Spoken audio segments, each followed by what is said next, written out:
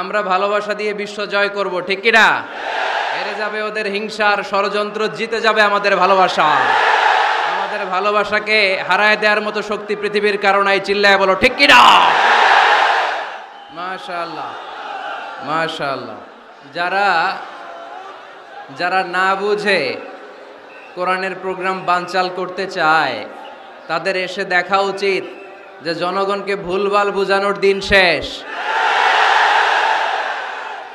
তাওহীদি জনতা এখন অনেক সচেতন। কোরআন প্রেমী তাওহীদি জনতা কোরআন আর সুন্নাহ এই দুইটাই বুঝে, এই দুইটা ছাড়া কিচ্ছু বোঝে না। এই জন্য কোরআন আছে যেখানে আমরা আছি, সুন্নাহ আছে যেখানে আমরা আছি, ইসলাম আছে যেখানে আমরা আছি। এই গণজোয়ার এটা কোরআনের পক্ষের গণজোয়ার, এই গণজোয়ার এটা ইসলামের পক্ষের গণজোয়ার, ঠিক কিনা? আজকে এই ময়দান থেকে বিরিয়ানির প্যাকেট দেয়া হবে? দুনিয়াবি কোনো স্বার্থ পাওয়া যাবে? একজনকে খুশি করতে এসেছি, চিল্লায় বলতে হবে তিনি কে? এজন্য গণজোয়ার আটকানো যায় না। আপনারা বানের পানি যখন ছুটতে শুরু করে দেখছেন আপনারা? ওইটারে আটকানো যায়? আটকাইতে গেলে পানি খালি বাড়তে থাকে, ফুলে ফেপে উপরে উঠতে থাকে। এক সময় যারা বাদ দিতে আসে এদেরকে সব ভেঙে মেসাকার করে দেয়। এজন্য যারা কোরআনের মাহফিলকে বানচাল করতে চায় এরা বোঝে নাই, না বুঝে এগুলো করেছে। আমরা তাদের জন্য দোয়া করি, কারণ আমাদের হৃদয়ে তাদের জন্য ভালোবাসা আছে না নাই? আজকে আসেন আমাদের সাথে বসেন, দেখেন আমরা কোরআনের বিপক্ষে, আমার নবীর বিপক্ষে, আমার ইসলামের বিপক্ষে আমরা কোনো কথা বলি না, ঠিক কি না? আমাদের এই পবিত্র মঞ্চগুলো থেকে কোরআনের পক্ষে কথা হয়, এই পবিত্র মঞ্চগুলো থেকে আমার নবীর শানের ব্যাপারে কথা হয়, এই পবিত্র মঞ্চগুলো থেকে ইসলামের পক্ষে কথা হয়। তো যেখানে ইসলামের কথা হয়, কোরআনের কথা হয়, বিশ্বনবী সাল্লাল্লাহু আলাইহি ইসলামের বায়োগ্রাফি নিয়ে কথা হয়, কোনো মুমিন ওই রকম বরকতময় মজলিস বন্ধ করতে পারে? আল্লাহ আমাদেরকে সহি সমঝ দান করুক, সহি বুঝ দান করুক। আমরা যেন সবসময় কোরআনের পক্ষে থাকতে পারি। আল্লাহ তুমি তৌফিক দাও। আজকের এই মাহফিলটাকে আল্লাহ তুমি আমাদের নাজাতের ওসিলা বানাও। আওয়াজ করে উত্তর দেন, সকল প্রশংসার মালিক কে? সকল ক্ষমতার উৎস কে? কেউ যেটা পারে না পারে কে? কেউ যেটা দেখে না দেখে কে? কেউ যেটা শোনে না শোনে কে? সে আল্লাহর জন্য আওয়াজ করে আমরা পড়ব আলহামদুলিল্লাহ। সবাই পড়েন রব্বানা লাকাল হামদ হামদান কাসীরান তাইয়িবান মুবারাকান ফীহি ইয়া রাব্বি লাকাল হামদু কামা ইয়ানবাগি লিজালালি ওয়াজহিকা ওয়া আযীমি সুলতানিকা লাকাল হামদু বিল ঈমান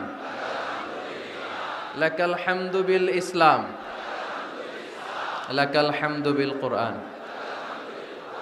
আমরা প্রশংসা করলাম কার? সব সময় প্রশংসা করব কার? আমরা যেন মনিবের, আমার রব্বে করিমের, আল্লাহ রব্বুল ইজ্জা ওয়াল জালালের প্রশংসা যেন বেশি বেশি করতে পারে। আল্লাহ তুমি তৌফিক দাও। আরো জোরে পড়েন আমিন। সময় সকাল 10টা থেকে দিয়ে রাখছেন, তো এদেরকে তো কষ্ট দিচ্ছেন আপনারা।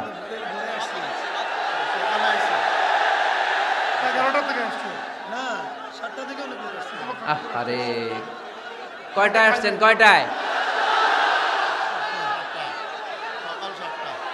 সকাল 7টায়, কেউ 8টায়। এরা একেবারে 7টার দিকে আসছে। ময়মনসিংহ থেকে ভাড়া করে আনছেন না এদেরকে? হ্যাঁ, ভাড়া করে আনা হয়েছে নাকি? একজনকে খুশি করার জন্য আমরা আসি, চিল্লায় বলতে হবে তিনি কে? আল্লাহ। আমার যে ভাইগুলো এই কষ্ট করে সকাল থেকে বসে আছে, আমরা এই ভাইদের জন্য দোয়া করি, আল্লাহ তাআলা আজকের এই মহামিলন মেলাকে কবুল করুক, এই প্রোগ্রামকে আমাদের নাজাতের ওসিলা বানাক। এখানে যেমনি একসাথে বসলাম, জান্নাতেও যেন একসাথে থাকতে পারে আল্লাহ তৌফিক দান করেন। আমাদের হাতে সময় খুব কম, সামনে এশার আজান, এই আজানের আগ পর্যন্ত আমরা কিছু কথা শুনবো ইনশাল্লাহ। পড়েন, আওয়াজ করা যাবে না। এখন আমি আওয়াজ শুনতে পাচ্ছি, আওয়াজ করা যাবে না। দেখেছি, সবাইকে দেখেছি, মাশাআল্লাহ। হ্যাঁ দেখলাম, হ্যাঁ শুরুতেই হাত নাড়িয়ে শুভেচ্ছা জানিয়েছি, বারবার করা যাবে না। দেখলাম সবাইকে, থামতে হবে এবার। মাশাআল্লাহ, ফেনের ছেলেরা অনেক ভদ্র। এত বড় গ্যাদারিং কিন্তু অল্পতেই থেমে গেছে।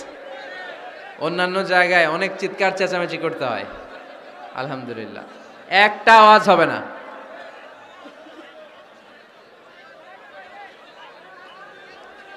আমি বলেছি একটা আওয়াজ হবে না।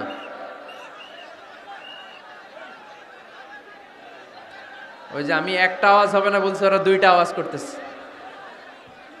আওয়াজ করবেন না, না, নো সাউন্ড। আজকে আমরা সূরাতুল হুজরাত থেকে কথা শুনবো। কোন সূরা থেকে? হুজরাত। সবাই বলেন হুজরাত। হুজরাত শব্দটা হুজরা শব্দের প্লুরাল, অর্থ হচ্ছে কামরা। মসজিদে ইমাম সাহেবের হুজরা আছে না নাই? ইমাম সাহেবের কামরা আছে না? আছে। তো আল্লাহ রাসূল সাল্লাল্লাহু আলাইহি সাল্লামের এরকম হুজরাখানা ছিল। এট এ টাইমে আল্লাহর হাবিব সাল্লাল্লাহু আলাইহি ইসলামের 9টা হুজরাখানা ছিল, যেখানে 9 জন বিবি বসবাস করতেন। কিছু বেদুইন লোকজন এসে কেমন করে বিশ্বনবী সাল্লাল্লাহু আলাইহি ইসলামের সাথে আচরণ করতে হবে এটা জানতো না। তাদের মধ্যে সভ্যতা ভব্যতার ছোঁয়া স্পর্শ লাগেনি। পরে আমরা নিজেরা নিজেদেরকে যেমনে ডাকি, তারাও এসে বিশ্বনবীকে এভাবে ডাকা শুরু করলো। কারণ নাম যদি হয় আব্দুল্লাহ, আব্দুল্লাহর বন্ধু তারা ডাকবে এই আব্দুল্লাহ। কারণ নাম যদি হয় করিম, তার বন্ধুটা ডাকে এই করিম। কারণ নাম যদি হয় আবু বকর, তার বন্ধুটা ডাকে এই আবু বকর। কিন্তু বিশ্বনবী সাল্লাল্লাহু আলাইহি ইসলামকে কি এই মুহাম্মদ এইভাবে ডাকা যাবে? না, ডাকা যাবে না। যদিও তিনি মানুষ, কিন্তু অসাধারণ মানুষ। যদিও তিনি নবী, তিনি মহানবী। তিনি সব নবীদের নবী, ঠিক কি না? As a father, as a teacher, as a commander, as a lawgiver, as a lawmaker, Muhammad is the superman of the world. সুবহানাল্লাহ পড়েন। আমার নবীর চাইতে শ্রেষ্ঠ কোনো মানুষ গোটা বিশ্বে দ্বিতীয়টা হতে পারে না। আমার নবীর চাইতে the most trust worthy personality, বিশ্বস্ত মানুষ এই পৃথিবীতে হতে পারে না। সে কোন বন্ধু বলো বড় বিশ্বস্ত, সে কোন বন্ধু বলো বেশি বিশ্বস্ত, কার কাছে মন খুলে দেয়া যায়, কার কাছে প্রাণ খুলে দেয়া যায়, হওয়া যায় অতি আশ্বস্ত, তার নাম আহমদ বড় বিশ্বস্ত। সুবহানাল্লাহ পড়েন। আল্লাহ শিখাতে চাইলেন এই বেদুইন লোকেরা সাবধান, যাকে তোমরা ডাকছো তিনি সাধারণ মানুষ নন। তাকে ইয়া মুহাম্মদ উখরুজ ইলাইনা, এই মুহাম্মদ এই ঘর থেকে বের হয়ে আসো, এমন করে বেয়াদবের মতো ডাকা যাবে না। বিশ্বনবী সাল্লাল্লাহু আলাইহি ইসলামকে ডাকতে হবে ইয়া নবী আল্লাহ, ওনাকে ডাকতে হবে ইয়া রাসূল আল্লাহ, ওনাকে ডাকতে হবে ইয়া হাবিব আল্লাহ, ঠিক কিনা? শিষ্টাচার শিক্ষা দিলেন। আল্লাহ বুঝাতে চাইলেন তোমরা যদি অপেক্ষা করতে অনেক ভালো হতো। ওয়ালাউ আন্নাহুম সাবারু হাত্তা তাখরুজা ইলাইহিম লাকানা খায়রাল লাহুম। আল্লাহর হাবিব সাল্লাল্লাহু আলাইহি ইসলাম দুপুরের খাবার খেয়ে গড়াগড়ি করছিলেন। আল কাইলুলা, টসিং এন্ড টার্নিং, এপাশ ওপাশ করা। শীতকালে দুপুরের খাবার খেয়ে বিছানায় শুইলে আরাম আছে না নাই? এটাকে কাইলুলা বলে। আল্লাহর হাবিব সাল্লাল্লাহু আলাইহি ইসলাম যখন কাইলুলা করছিল, ঠিক তখন লোকগুলো ডাকতে আরম্ভ করলো ইয়া মুহাম্মদ উখরুজ ইলাইনা, এই মুহাম্মদ আসো। আল্লাহ বললেন খবরদার, আমার নবীকে এইভাবে ডাকা যাবে না, বরঞ্চ আমার নবীকে তোমরা ডাকবে ইয়া নবী আল্লাহ, ইয়া রাসূল আল্লাহ, ইয়া হাবিব আল্লাহ বলে সুবহানাল্লাহ পড়েন। আল্লাহর হাবিব সাল্লাল্লাহু আলাইহি ওয়াসাল্লাম যতক্ষণ না বের হয়ে আসে তোমাদের অপেক্ষা করা উচিত, সবর করা উচিত। আমরা অনেক সময় সবর করি না। ব্যাপার কি? আওয়াজ আবার বাড়তেছে কেন? এদিকে মাইকম্যান কই? মাইকম্যান এদিকে আসো তো, মাইকম্যান এদিকে আসো, আমার কাছে আসো। ভাই আওয়াজ করবেন না, এই আওয়াজ থামাতে থামাতেই এশার আজান হয়ে যাবে, আমি চলে যাব, আলোচনা শেষ, আমি চলে যাব। উপরে উঠাও, একটু উপরে, এদিকে এদিকে। আমি একটা কথা শুরু করলে এখানে চিৎকার চেঁচামেচি, আমি থামাবো, আবার শুরু করলে এটা হয় না। অল্প কয়েক মিনিট, লম্বা চড়া বক্তব্যের সুযোগও নাই। এশার আজান হবে একটু পরে, একটু উপরে উঠাও। আমি চাই পিন পতন নীরবতা। আরেকটু আরেকটু, ব্যাস। আবার তো নিচে নেমে যায়। আওয়াজ করো না, আওয়াজ করো না ভাই, আওয়াজ করো না।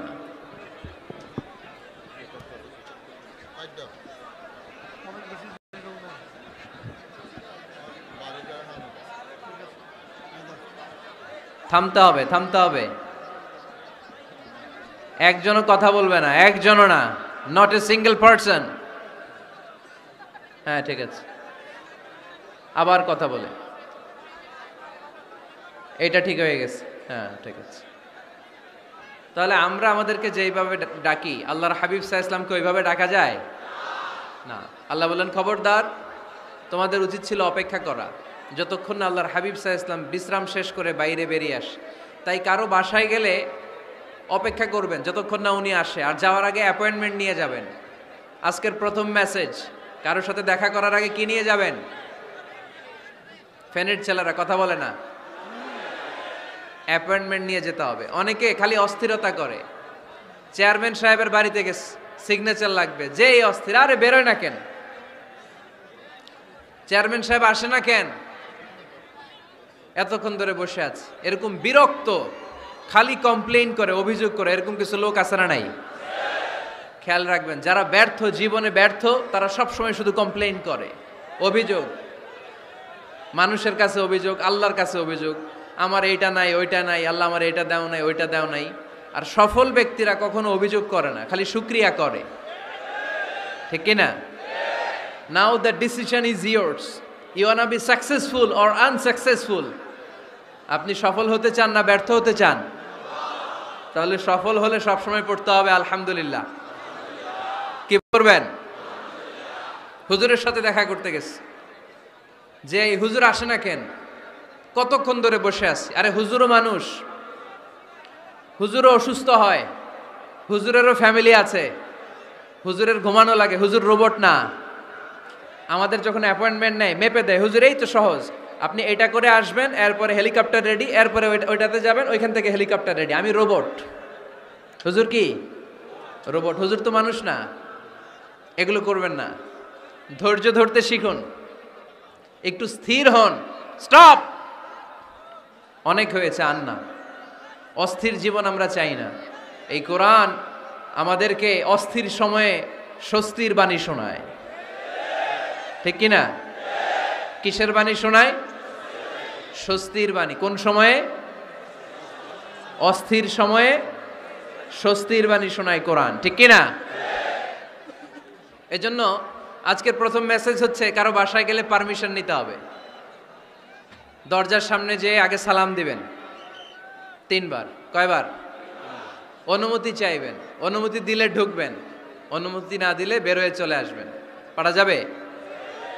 এজন্য রব্বুল আলামিন বলেন, ইয়া আইয়ুহাল্লাযীনা আমানু লা তাদখুলু বুয়ুতান গায়রা বুয়ুতিকুম হাত্তা তাস্তানিসু ওয়া তুসাল্লিমু আলা আহলিহা যালিকুম খায়রুল লাকুম লাআল্লাকুম তাযাক্কারুন। সুবহানাল্লাহ পড়েন। আল্লাহ ডেকে বললেন, ও ঈমানদারেরা শোনো শোনো, তোমরা যখন অন্য কারো বাড়িতে যাবে, খবরদার অনুমতি না নিয়ে, সালাম না দিয়ে ঘরে ঢুকে যেও না।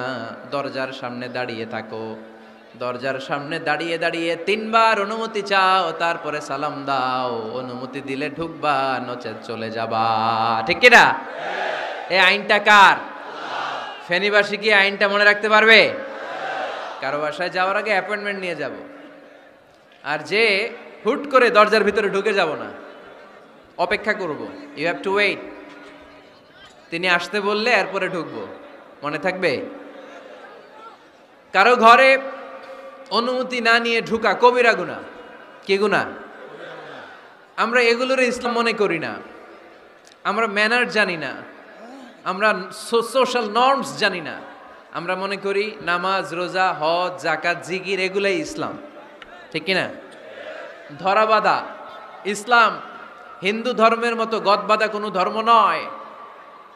আমাদের মসজিদ এটা গির্জা, প্যাগোডা, সেনাগোগ আর গুরুদুয়ারার মতো যে কোনো আবাদতগাহ নয়। আমাদের মসজিদগুলো আমাদের সামাজিক ঐক্যের কেন্দ্রবিন্দু। আমাদের ইসলাম হচ্ছে আমাদের জীবন চালানোর মেথোডোলজি।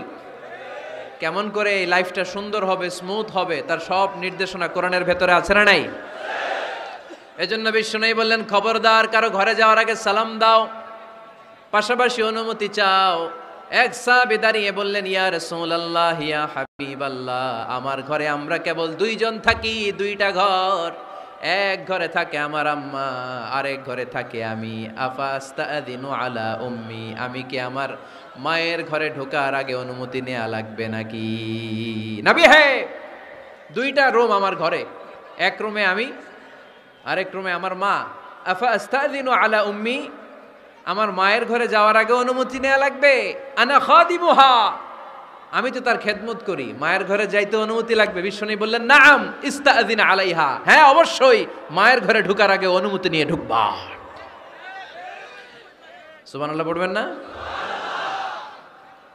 সাহাবী বললেন, ইয়া রাসূলুল্লাহ, তিনি তো আমার মা, অনুমতি লাগবে কেন? বিশ্বনবী বললেন, আতুহিব্বু আন তারাহা উরিয়ানাতান, ও সাহাবী, তুমি কি তোমার মাকে উলঙ্গ দেখতে পছন্দ করো নাকি? সাহাবী বললেন, না, কশিনকালেও নয়, আমি কখনো আমার মারে উলঙ্গ অবস্থায় দেখতে পছন্দ করব না। বিশ্বনবী বললেন, তাহলে অবশ্যই অনুমতি নিয়ে ঢুকবা। যদি মারে উলঙ্গ দেখতে মনে না চায় তাহলে ঢুকবা, কারণ ঘরের ভিতরে কে কখন কোন পরিস্থিতিতে থাকে তার কোনো হিসাব আছে? এজন্য সালাম দিবেন, নক করবেন, অনুমতি চাইবেন, তখন নিজেকে নিজে ভিতরে যারা আছে, মহিলা হোক পুরুষ হোক, সামলে নিবে, গুছিয়ে নিবে, তারপরে আপনাকে ঢুকার ব্যবস্থা করে দিবে। ঠিক কিনা? তাহলে মায়ের ঘরে ঢুকতে হলে যদি অনুমতি লাগে, তাহলে বোনের ঘরে ঢোকার আগে অনুমতির দরকার আছে না নাই? আমার পাশের ঘর হচ্ছে আমার ভাইয়ের ঘর, ভাইয়ের ঘরে ঢোকার আগে অনুমতির দরকার আছে না নাই? কাজিন, চাচাতো বোন, খালাতো বোন, চাচাতো ভাই, খালাতো ভাই, পাশের ঘরের ভাবি, পাশের বাড়ির মানুষ, এদের ঘরে ঢোকার আগে অনুমতির প্রয়োজন আছে না নাই? খবরদার, খবরদার, এটা কবিরা গুনাহ। This is my first message to the people of Feni tonight. আজ রাতে ফেনীবাসীদের কাছে আমার প্রথম মেসেজ হচ্ছে, কারো ঘরে যাওয়ার আগে অ্যাপয়েন্টমেন্ট নিয়ে যাব। কখন তার সাথে দেখা করব, আগে অ্যাপয়েন্টমেন্ট নিয়ে যাব, তারপরে যে দরজার বাইরে দাঁড়িয়ে পারমিশন চাইবো, মানে অনুমতি নিব, তারপরে সালাম দিব, এরপরে ঘরে ঢুকবো। পারা যাবে? ইনশাল্লাহ পড়তে পারবেন না আওয়াজ করে? আজকে আলোচনার বিষয় হচ্ছে সূরাতুল হুজুরাত। সূরার নাম কি? হুজুরাত। এটা মাদানী সূরা। কি সূরা? এটা কোরআনের 49 নম্বর সূরা। কত নম্বর সূরা? এই সূরায় মোট আয়াত আছে 18টি। কয়টি? এবার আমি প্রশ্ন করব, উত্তর দেন। এই সূরায় মোট আয়াত সংখ্যা কয়টি? 18টি। এটি কোরআনের কততম সূরা? 49তম সূরা। আর সূরাটা মাক্কি সূরা। কি সূরা? মাদানী সূরা। এই সূরাটাকে বলা হয় সামাজিক রীতিনীতির সূরা। সোশ্যাল নর্মস শেখানো হয়েছে এই সূরায়। কেমন করে সমাজের শান্তি শৃঙ্খলার ভারসাম্য অক্ষুণ্ণ থাকবে সে ব্যাপারে এই সূরাতে আল্লাহ তাআলা কিছু দিক নির্দেশনা দিয়েছেন।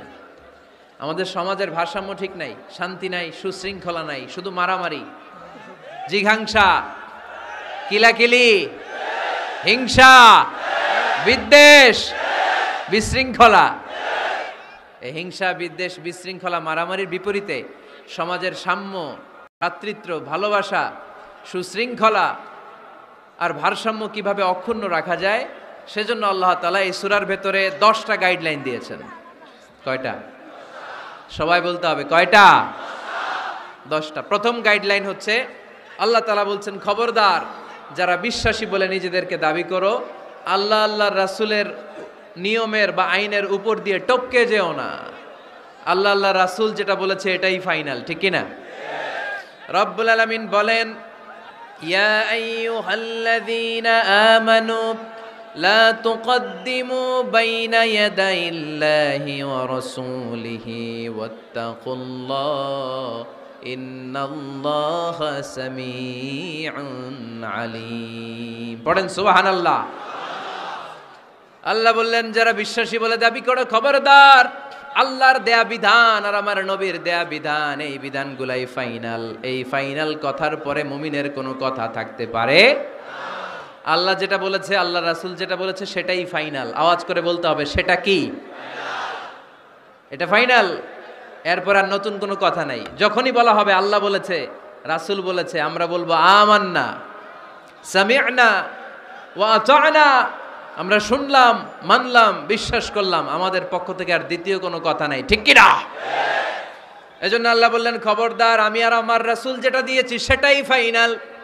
অতিরিক্ত বুঝতে যেও না, ওভার স্মার্ট সাজতে চেও না, আমি আল্লাহর দেয়া নবীর দেয়া বিধানের সামনে অ্যাডভান্স হতে যেও না, কারণ আমি আল্লাহ আর আমার রাসূল যেই নিয়ম দিয়েছি সেটাই ফাইনাল, সেটাতেই বরকত। কোন মুমিন বান্দাবান্দীদের কাছে যখন আল্লাহ আর আল্লাহর রাসূলের কথা বলা হয়, তাদের কাছে এটাই ফাইনাল, ঠিক কি না? ওমা কানা লিমুমিনিন ওয়ালা মুমিনাতিন ইযা খাদাল্লাহু ওয়া রাসূলুহু আমরান আইয়াকুনা লাহুমুল খিয়ারাতু মিন আমরিহিম। মুমিন নরনারীর কাছে যখন বলা হবে এটা আল্লাহর কথা, আল্লাহর রাসূলের কথা, এটাই ফাইনাল। এরপরে মুমিনের আর নতুন কোনো চয়েস থাকতে পারে না। আল্লাহ বলেছে 5 ওয়াক্ত সালাত জামাতের সাথে আদায় করো, এটাই ফাইনাল, ঠিক কি না? আল্লাহ বলেছেন চুরি করলে চোরের হাত কেটে দাও। বিশ্বনবী জীবদ্দশায় চোরের হাত কেটে দেখিয়ে দিয়েছেন, চুরি করলে হাত কেটে দাও, এটাই ফাইনাল, ঠিক কি না? আল্লাহ নিয়ম জারি করেছেন, ও নারীরা পর্দা করে ঘর থেকে বের হও, এর উপরে কোনো কথা নাই, জোরে বলেন ঠিক কি না? আল্লাহ আইন করে দিয়েছেন রমাদানের 29 দিন কিংবা 30 দিন রোজা রাখবা, এটাই ফাইনাল, এরপরে কোনো কথা নাই, জোরে বলেন ঠিক কি না? যারা সম্পদশালী হয়েছো, বছরান্তে 2.5% যাকাত দিবা, বিধানটা কার?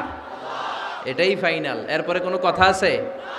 তার মানে আল্লাহ আল্লাহ রাসূল যেটা দিয়েছে এটাই ফাইনাল, এটাই সর্বোৎকৃষ্ট, এর চেয়ে উৎকৃষ্ট আর ভালো হতে পারে না, এটাই শ্রেষ্ঠ। এক সাহাবী বলল, আসুমুদ্দাহার, আমি সারা বছর রোজা রাখবো, রোজা ভাঙবো না।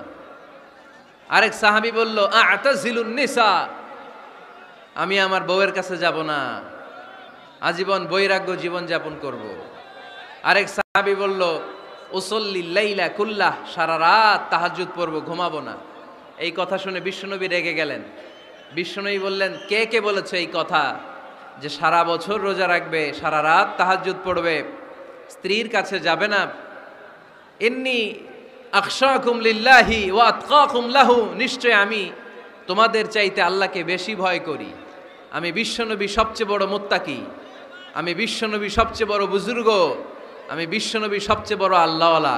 তো আমি এত বড় আল্লাহওয়ালা হয়ে আমি 11 জন স্ত্রী রেখেছি, আমি এত বড় আল্লাহওয়ালা হয়ে রাতে তাহাজ্জুদও পড়ি, আবার কিছু অংশ ঘুমাই, আমি এত বড় আল্লাহওয়ালা হয়ে বছরে কিছু সময় রোজা রাখি, মাঝে মাঝে রাখি না। তো আমি ব্যালেন্স করে জীবন ধারণের পরে আমার আল্লাহওয়ালাগিরিতে কোনো সমস্যা হয় নাই, আমার নবী হতে সমস্যা হয় নাই। তোমাদের সমস্যা হলো কেন? তোমরা কোত্থেকে এটা শিখেছো? আমি বিশ্বনবী যেটা শিখিয়েছি এটাই ফাইনাল, এর চেয়ে শ্রেষ্ঠ কোনো কাজ আর হতে পারে না। চিল্লায় বলেন ঠিক কি না? ফজরের ফরজ নামাজ কয় রাকাত? আওয়াজ করে বলেন। বিধানটা কার? আপনি যদি বলেন আমি একটু বাড়ায় পড়বো, 3 রাকাত পড়বো, সওয়াব বেশি হবে না? কারণ আপনি অ্যাডভান্স হয়েছেন। লা তুকদ্দিমু বাইনা ইয়াদাইল্লাহি ওয়া রাসূলিহি, খবরদার আল্লাহ আল্লাহ রাসূলের উপর অ্যাডভান্স হয়ো না। রমাদানের রোজা 30টা, আপনি যদি বলেন 35টা রাখবো, ফেনীর ভাইয়েরা, রমজানের পরে আরো 5টা যদি একাধারে রাখেন, রমজান মনে করে আল্লাহ কবুল করবে? কবুল করবে? তার মানে আল্লাহ আল্লাহ রাসূল যেটা বলেছে এটাই ফাইনাল। এর চেয়ে বেশি কিছু আর ইবাদত করা যাবে, এর চেয়ে শ্রেষ্ঠ ইবাদত হতে পারে না। বিষ্ণু ইসা ইসলাম বললেন সারা রাত তাহাজ্জুদ পড়লে এটা শ্রেষ্ঠ ইবাদত নয়, বরং রাতের কিছু অংশ ঘুমাবা, কিছু অংশ তাহাজ্জুদ পড়বা। আইয়ামুল বীজের রোজা রাখবা, সোম আর বৃহস্পতিবার রোজা রাখবা, আরাফার রোজা রাখবা, আশুরার রোজা রাখবা, শাওয়ালের 6 রোজা রাখবা। এর চেয়েও বেশি রাখতে চাইলে একদিন রোজা রাখবা, আরেকদিন রাখবা না, একদিন রাখবা, আরেকদিন রাখবা না। এর চেয়ে ভালো রোজার হতে পারে? হতে পারে না। আল্লাহর হাবিব সাল্লাল্লাহু আলাইহি ওয়াসাল্লাম বললেন সেই শ্রেষ্ঠ যে স্ত্রীদের সাথেও মেলামেশা করে আবার ইবাদতও করে। ইসলামের মধ্যে ভারসাম্য আছে না নাই? তাহলে বোঝা গেল আল্লাহর হাবিব সাল্লাল্লাহু আলাইহি ওয়াসাল্লাম আল্লাহর সবচেয়ে কাছের, তিনি সবচেয়ে বড় মুত্তাকি। ফেনীবাসী আওয়াজ করে বলেন তো, আমার নবীর চাইতে বড় মুত্তাকি হওয়া যাবে? আমার নবীর চাইতে বড় আল্লাহওয়ালা হওয়া যাবে? নামাজ কেমন করে পড়তে হয় এটা নবী শিখায় গিয়েছেন, এর চেয়ে বেশি কিছু করা যাবে? জিকির কেমন করে করতে হয় এটা বিশ্বনবী শিখিয়ে গিয়েছেন কি জান নাই? বিশ্বনবীর শিখানো পন্থার বাইরে নতুন পন্থায় জিকির করা যাবে? তাহলে আল্লাহ এবং আল্লাহ রাসূল যা শিখিয়েছে এটাই ফাইনাল। আল্লাহ রাসূলের কথার উপরে আমরা দ্বিতীয় কোনো কথা বলতে চাই না। এটা হচ্ছে 1 নাম্বার গাইডলাইন। সমাজে যদি শান্তি আনতে চান এই গাইডলাইন মানতে হবে। বিশ্বাসীদের জন্য 2 নাম্বার গাইডলাইন হচ্ছে লা তারফাউ আসওয়াতাকুম ফাওকা সাউতিন নবী। খবরদার ওহে বিশ্বাসীরা, নবীর কণ্ঠের চাইতে যেন তোমাদের কণ্ঠ উঁচু হয়ে না যায়। আপনারা কথা শুনতেছেন? মনোযোগ আছে না গেছে? বনু তামিম গোত্রের নেতা কে হবে? আল্লাহর হাবিব সাল্লাল্লাহু আলাইহি ওয়াসাল্লাম পরামর্শ করছিলেন। সাইয়েদনা আবু বকর বললেন আমার মতামত হচ্ছে এই লোকটা নেতা হলে ভালো হয়, যোগ্য লোক। ওমরে ফারুক বললেন না, উনি না। আবু বকর যেটা বলেছে ওইটা না, আমার মনে হয় এই লোকটা নেতা হলে ভালো হয়। আবু বকর বললেন না ওমর তুমি বুঝো না, আমি যারে বলছি সে ভালো। ওমরে ফারুক বলে না আবু বকর, আমি যাকে বলেছি সে ভালো। এরকম মতামত দিতে দিতে তর্ক করতে করতে বিশ্বনবীর গলার চাইতে সাহাবীদের গলার আওয়াজ বড় হয়ে গিয়েছে। আল্লাহ এটা আরশের উপর থেকে বরদাস্ত করে নাই। আল্লাহ বলেছেন খবরদার, লা তারফাউ আসওয়াতাকুম ফাওকা সাউতিন নবী। নবীর কণ্ঠের চাইতে তোমাদের কণ্ঠ যেন উঁচু হয়ে না যায়। আমার নবীকে আমি তোমাদের বন্ধু বানিয়েছি, তোমাদের কাছে রেখেছি, তার মানে এই নয় যা মন চায় তাই নবীর সাথে আচরণ করবা, ঠিক কি না? কখনো যেন নবীর কণ্ঠের চাইতে কণ্ঠ উঁচু হয়ে না যায়। যদি নবীর গলার আওয়াজের চাইতে তোমাদের গলার আওয়াজ উঁচু হয়ে যায়, তোমাদের জীবনের সব নেক আমলগুলোকে আমি বাতিল করে দেব। আল্লাহ ধমক দিয়ে বললেন খবরদার, ইয়া আইয়ুহাল্লাযীনা আমানু লা তারফাউ আসওয়াতাকুম ফাওকা সাউতিন নবী ولا تجهروا له بالقول كجهر بعضكم لبعض أن تحبط أعمالكم وأنتم لا تشعرون পড়েন সুবহানাল্লাহ। আল্লাহ বললেন খবরদার, আমার নবীর কণ্ঠের চাইতে যেন তোমাদের কণ্ঠ উঁচু হয়ে না যায়। আমার হাবিবের কণ্ঠের চাইতে তোমাদের কণ্ঠ যদি উঁচু হয়ে যায় বেয়াদবি হয়ে যাবে, ফলে তোমাদের সব নেক আমল বাতিল করে দিবে কে? এই আয়াত নাজিল হওয়ার পরে সাহাবারা কেউ বিশ্বনবীর সামনে এসে বড় গলায় কথা বলে না, আস্তে আস্তে বলে। কেমনে বলে? ওমরে ফারুক এই আয়াত শুনে এত ভয় পেলেন, তিনি বিশ্বনবীর কাছে কোনো কথা নিয়ে আসলে ফিস ফিস করে বলতেন। বিশ্বনবী শুনতে পেতেন না, বলতেন এই ওমর কি বলছো, বুঝি নাই, জোরে বলো। ওমরে ফারুক সাউন্ড বাড়িয়ে জোরে বলতেন। বিশ্বনবী বলতেন এই কি বলেছো, এদিকে আসো, জোরে বলো। আমি শুনতে পাচ্ছি না, ওমর আরো জোরে বলো। ওমরে ফারুক আবার একটু সাউন্ড বাড়িয়ে আবার বলতে আরম্ভ করতেন। বিশ্বনবী বলতেন আমি শুনতে পাচ্ছি না, জোরে বলো। সুবহানাল্লাহ পড়েন। ভয়ে আন তাহবাতা আমালুকুম ওয়া আনতুম লা তাশউরুন। খবরদার, নবীর কণ্ঠের চাইতে যদি কণ্ঠ উঁচু হয়ে যায় সব নেক আমল বাতিল করে দিবে কে? আপনারা যারা হজ উমরা করেছেন, হজ আর উমরা করতে পেরেছেন কারা কারা দেখি? মাশাআল্লাহ। যারা করতে পারি নাই আমরা, আমাদেরকেও যেন আল্লাহ তাআলা তৌফিক দান করে, আমরা পড়ি আমিন।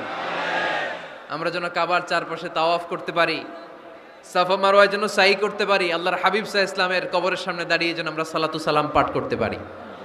আওয়াজ করে পড়তে হবে আমিন।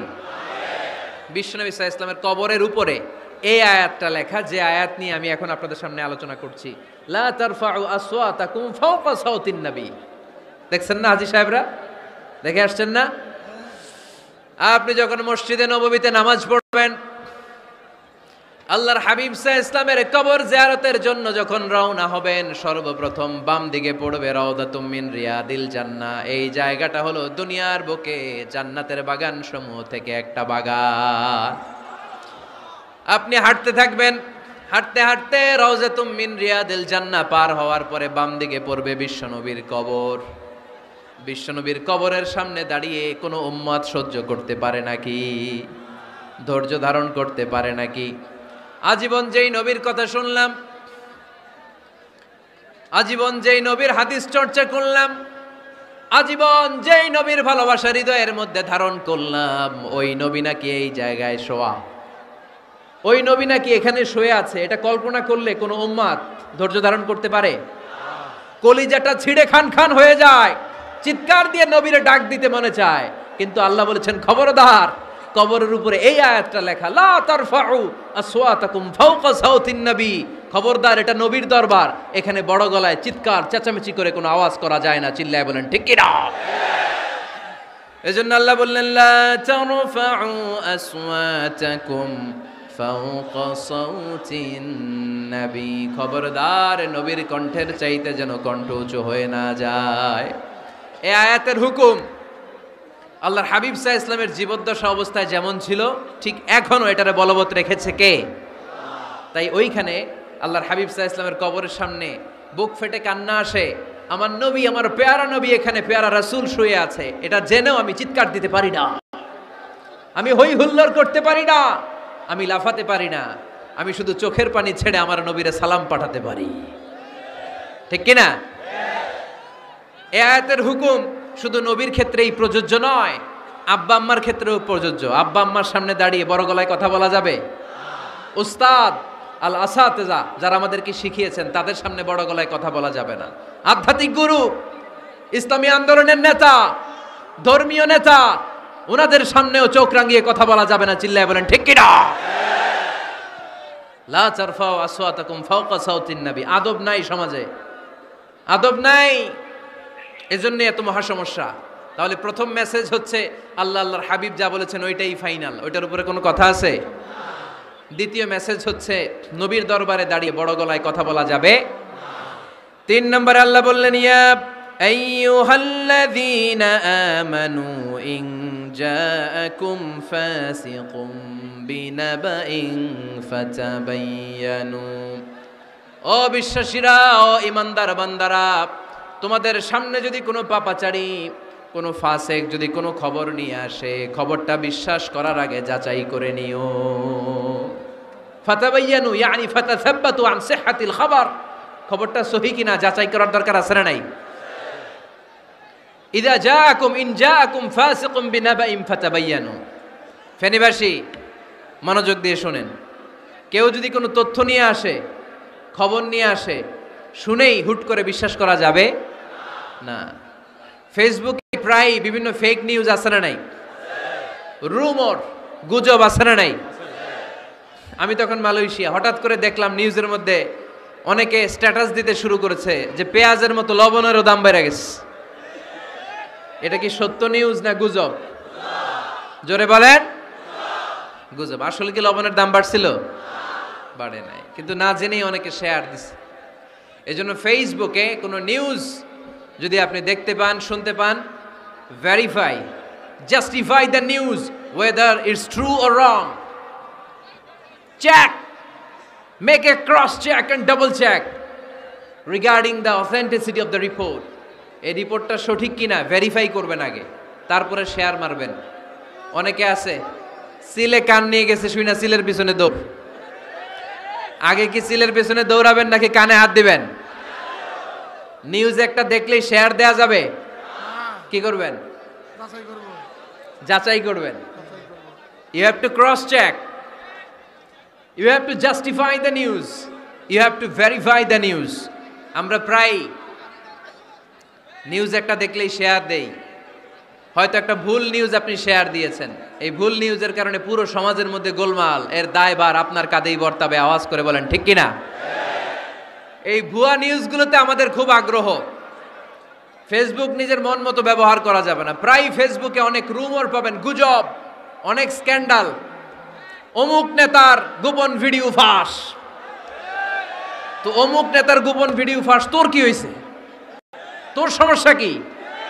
ওইটা তোর শেয়ার দেয়া লাগবে কেন? চিল্লায় বলেন ঠিক কিনা? মানুষের দোষ আমরা গোপন করতে পারি না। মান সাতারা মুসলিমান সাতারাহুল্লাহু ফিদ দুনিয়া ওয়াল আখিরা। যে অন্যের দোষ দেখে গোপন রাখে, তার দোষগুলো গোপন রাখবে কে? আল্লাহ। ওমান কাশাফা মুসলিমান কাশাফাহুল্লাহু ফিদ দুনিয়া ওয়াল আখিরা। যে অন্যের গোপন বিষয় প্রকাশ করে দেয়, ওর গোমরও কিয়ামতের ময়দানে ফাঁস করে দিবে কে? আপনি 10 জনের সামনে অন্যের গোপন বিষয় ফাঁস করবেন, আল্লাহ লাখো মানুষের সামনে আপনারা ল্যাংটা করে ছেড়ে দিবে। লক্ষ মানুষের সামনে আপনার গোমর ফাঁস করে দিবে। এজন্য খবরদার, অন্যের পিছনে লেগে থাকেন না, অন্যের দোষ খুঁজেন না, দোষ খুঁজবেন নিজের। ইন জাআকুম ফাসিকুম বিনাবাইন ফাতাবায়ানু। মুমিন কোনো তথ্য, কোনো সংবাদ, কোনো রিপোর্ট কিংবা নিউজ শুনলেই বিশ্বাস করে না। মুমিন আগে এটাকে যাচাই করে, বাছাই করে, জাস্টিফাই করে, ভেরিফাই করে, তারপরে সে বিশ্বাস করে। ঠিক কি না? আল্লাহর হাবিব সাল্লাল্লাহু আলাইহি ওয়াসাল্লাম বনুল মুস্তালিকের যুদ্ধে জয়লাভ করলেন। হারিস ইবনে মিরার বনুল মুস্তালিকের নেতা। শুনতেছেন আপনারা? কষ্ট হচ্ছে? আচ্ছা। হারিস ইবনে মিরার বললেন, ইয়া রাসূলুল্লাহ, আমরা ইসলাম ধর্ম গ্রহণ করলাম, কি কি নিয়ম মানতে হবে? আল্লাহর হাবিব সাল্লাল্লাহু আলাইহি ওয়াসাল্লাম বললেন, সালাত পড়বে, যাকাত দিবে। উনি বললেন, তাহলে যাকাত নেন। আল্লাহর হাবিব বললেন, না, এই তো মাত্র কালিমা পড়ে মুসলমান হলে, হালানিল হাউল, 1 বছর অতিক্রান্ত হওয়ার পরে যাকাত দিবে। আল্লাহর হাবিব সাল্লাল্লাহু আলাইহি ওয়াসাল্লাম মদিনায় ফিরে আসলেন। 1 বছর পর আল ওয়ালিদ ইবনে উকবাহ রাদিয়াল্লাহু তাআলা আনহুকে পাঠালেন, যাও বনুল মুস্তালিকের 1 বছর পূর্ণ হয়েছে, যাকাতের সম্পদ নিয়ে আস। এইদিকে হারিস ইবনে মিরার যাকাতের সম্পদ নিয়ে, সৈন্যবাহিনী নিয়ে, নবীর দূত আসবে যাকাত কালেকশনের জন্য, ওনার জন্য মেহমানদারিতে কোনো ঘাটতি না হয়, ওয়েল রিসিপশন দেওয়ার জন্য এলাকা থেকে বের হয়ে মরুভূমির সামনে দলবল নিয়ে দাঁড়িয়ে। ওয়ালিদ ইবনে উকবা যখন যাকাতের সম্পদ কালেক্ট করার জন্য বনুল মুস্তালিকের ওদিকে যেতে শুরু করেছে, এলাকায় ঢোকার আগেই দেখে বনুল মুস্তালিকের লোকেরা ঘোড়সাওয়ার বাহিনী দাঁড়ায় আছে। এই দৃশ্য দেখে ওয়ালিদ ইবনে উকবা মনে করেছে বনুল মুস্তালিক মনে হয় তাকে হত্যা করার জন্য দাঁড়িয়ে রয়েছে। আসলে কি হত্যার জন্য দাঁড়ায় আছে? কি জন্য দাঁড়ায় আছে? ওয়েলকামিং রিসিপশন দেওয়ার জন্য। উনি ভয় পেয়ে অ্যাবাউট টার্ন, তথ্য যাচাই না করে মনে করছে আমারে মারবে, ধরবে, about turn, return back to Medina. মদিনায় চলে গেলেন, যে বলে, ইয়া রাসূলুল্লাহ, বনুল মুস্তালিক যাকাত দেওয়া তো দূরের কথা, এগুলো তো সব কাফের হয়ে গেছে। ইয়া রাসূলুল্লাহ, ওরা তো মনে হয় কাফের হয়ে গিয়েছে, যাকাত প্রদান করা তো দূরের কথা, মারার জন্য সৈন্যবাহিনী নিয়ে অ্যাটাক করেছে। বিশ্বনবী রেগে গেলেন। খালিদ বিন ওয়ালিদের নেতৃত্বে 1000 সৈন্যবাহিনী পাঠিয়ে বললেন, যাও বনুল মুস্তালিক অ্যাটাক করো, বনুল মুস্তালিকে অভিযান চালাও। আল্লাহ বললেন, নবী অভিযান পরে চালান। ইন জাআকুম ফাসিকুম বিনাবাইন ফাতাবায়ানু। সুবহানাল্লাহ পড়েন। নবী হে, অভিযান পরে চালান। তথ্য যে নিয়ে আসছে ওয়ালিদ, এটা সত্য কিনা আগে যাচাই করেন। সে যে তথ্য আপনাকে সরবরাহ করেছে, এই তথ্য সঠিক নয়, সে ভুয়া তথ্য দিয়েছে, সে ভুল বুঝেছে, এখানে মিস আন্ডারস্ট্যান্ডিং হয়েছে। আপনি 1000 সৈন্যবাহিনী পাঠাবেন না। আপনার 1000 সৈন্যবাহিনী যে যদি বনুল মুস্তালিককে অ্যাটাক করে, তাহলে এই অ্যাটাকে কোনো ক্ষয়ক্ষতি হলে সবটার দায়ভার আপনার কাঁধেই বর্তাবে। চিল্লায় বলেন ঠিক কিনা? আমার নবীকে শিখানোর মাধ্যমে আল্লাহ তাআলা আমাদেরকে শিখা যাবে না। আগে যাচাই বাছাই করার দরকার আছে না নাই? আছে। আপনার বন্ধু এসে বলল, আরে দোস্ত তুমি এইখানে, ভাবিরে তো দেখলাম বাজারে আরেক লোকের সাথে ঘুরতেছে। আপনি রেগে মেগে আগুন, অফিস থেকে বাসায় যায় বউরে কিল, আইজো মায়ের কাইলো মায়ের, এরকম হতে পারে না? আপনার বন্ধু হয়তো আপনার ওয়াইফের মতো আরেকজন মহিলাকে দেখেছে, এটা হতে পারে কি পারে না? আপনার ওয়াইফকে জিজ্ঞেস করেন নাই, ক্রস চেক করেন নাই, না করে আপনি ঝগড়া মারামারি শুরু করে দিয়েছেন। এই ছোট্ট ঝগড়া থেকে বিচ্ছেদের দিকে, ডিভোর্সের দিকেও যেতে পারে। এরকম আছে না নাই? এরকম অনেক বুড়ি বুড়ি কেস আমাদের কাছে আছে। নিউজ যাচাই না করে গুজব আর রুমর যাচাই না করে সিদ্ধান্ত নিয়েছে, পরে মাথার মধ্যে চাপড়ায়, নিজের কপালে নিজে চাপড়ায়, এরকম আছে না নাই? তাহলে আল্লাহ তাআলার দেয়া 3 নাম্বার গাইডলাইন হচ্ছে কোনো তথ্য শুনেই বিশ্বাস করা যাবে না, আগে যাচাই করতে হবে। আওয়াজ করে বলেন, আগে কি করতে হবে? যাচাই করতে হবে। যাচাই বাছাই ছাড়া আজ থেকে ফেসবুকে আমরা আর কোনো নিউজ শেয়ার দিব? দিবেন? মনে থাকবে? আরে এগুলাই তো জরুরি ওয়াজ। কবরের ওয়াজ তো অনেক শুনছি, জান্নাত জাহান্নামের ভয় আর জান্নাতের নাজ নেয়ামত তো অনেক শুনেছি। সমাজটারে শান্তিপূর্ণ ভারসাম্যপূর্ণ করার দরকার আছে না নাই? খবর শুনে আমরা বিশ্বাস করি, যাচাই না করে আমরা বলে বেড়াই না। যাচাই না করে নিশ্চিত না হয়ে আজ থেকে কোনো নিউজ আমরা ফেসবুকে শেয়ার দিব না। 4 নম্বরে আল্লাহ বললেন, 4 নম্বর গাইডলাইন আল্লাহ দিলেন, ইয়া আইয়ুহাল্লাযীনা আমানু লা ইয়াসখার কওমুম মিন কওম। খবরদার আমার বিশ্বাসী বান্দারা, আমার ইমানদার বান্দারা কেউ কোনোদিন কাউরে ঠাট্টা বিদ্রুপ করে না। সুবহানাল্লাহ পড়েন। মুমিন বান্দা কাউকে ঠাট্টা করতে পারে? বিদ্রুপ করতে পারে না। আমাদের জিহ্বা আছে বলে আমরা যা ইচ্ছা তাই বলতে পারি? কথা বলেন না কেন? আমাদের কান আছে বলে কান দিয়ে আমরা যা মনে চাই তাই শুনতে পারি? যেন কানে শুনি সদা তোমার কালাম, হে খোদা চোখে যেন দেখি শুধু কোরআনের আয়াত। শোনো আমার মুনাজাত, শোনো শোনো ইয়া ইলাহি আমার মুনাজাত, শোনো আমার মুনাজাত। সবাই আওয়াজ করে পড়েন আমিন। লা ইয়াসখার কওমুন মিন কওম। মুমিন বান্দা কখনো অন্য কাউকে ঠাট্টা করবে না। আমার কোনো ভাই মনে কষ্ট পায়, এরকম কোনো ঠাট্টা বিদ্রুপ খোঁচা মেরে পোক মেরে কথা বলা যাবে না। এটা তার চেহারা নিয়ে না, তার পেশা নিয়ে না, তার বংশ নিয়ে না, তার পরিবার নিয়ে না। তার বাবা চুরি করেছে, আমি কি বলতে পারবো তুই চোরের ঘরের চোর? বলে কি বলে না? কেউ একটু মোটা হইলে কয় তুই মোটুর ঘরের মোটু, চোখে কম দেখলে কয় তুই কানার ঘরের কানা। আছে না নাই? না না, স্টপ, থামেন, অনেক হয়েছে, আর না, এগুলো বলা যাবে না। কারো আকৃতি নিয়ে খোঁটা দেয়া, ঠাট্টা করা, এটা স্বয়ং আল্লাহর সাথে ঠাট্টা করার শামিল, ঠিক কিনা?